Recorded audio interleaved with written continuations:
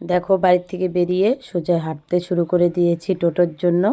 তাই এতটা রোদ, চোখে খুব রোদ লাগছে, মোবাইলের দিকে তাকিয়ে থাকতে পারছি না। তারপর অবশেষে টোটো পেলাম। তাই তোমরা যে যেখান থেকে আমার ভিডিওটা দেখছো, তোমরা ভিডিওটা স্কিপ না করে দেখো, আশা করছি তোমাদের ভালো লাগবে। তাই কোথায় যাচ্ছি চলো তোমাদের সঙ্গে শেয়ার করব। তা আজকে অষ্টমী পুজো, তাই সেখানে ছান করতে যাচ্ছি, আর এদিকে তোমাদের দাদা ভাইয়ের সঙ্গে কথা বলছি।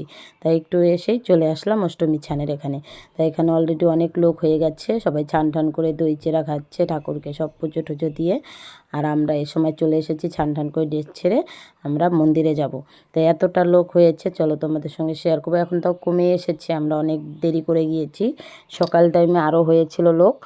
তা আমরা তো গিয়েছি তাও 10:30টার দিকে, তখন একটু কমই ছিল লোক, আগে অনেক লোক হয়েছিল। তারপর নদীর এপার আর ওপার দুপার একদম মানে এত লোক বলার মতন না। সব ছান টান করে পুজো টুজো করে সবাই দই চিড়া খাচ্ছে। তারপরে দেখো কিছু লোক ছানও করছে। তাই আমরা ছান টান হয়ে গেছে, তাই আমরা এখন মন্দিরে যাব। মানে তোমাদের দাদা ভাইকে বললাম এদিকে একটু ধরো, বন্ধুদের সঙ্গে একটু শেয়ার করি। তাই তোমরা কে কে এরকম অষ্টমীর ছানে গিয়েছো অবশ্যই আমার ভিডিও দেখে কমেন্ট করো। তারপরে দেখো এদিকটা ছাতা নিয়ে নিয়ে পুরোহিতগুলো বসে পড়েছে। তারপরে আমরা মন্দিরে চলে গেলাম পুজো দিতে।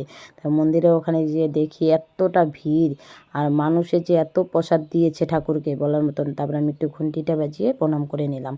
তা এদিকে আবার মন্দিরের সামনে ঠিক করে আমি ভিডিও করতে পারছি না, তাই বেশি বক বক করবো না, ভিডিওটা রাখছি। সবাইকে শুভ অষ্টমী।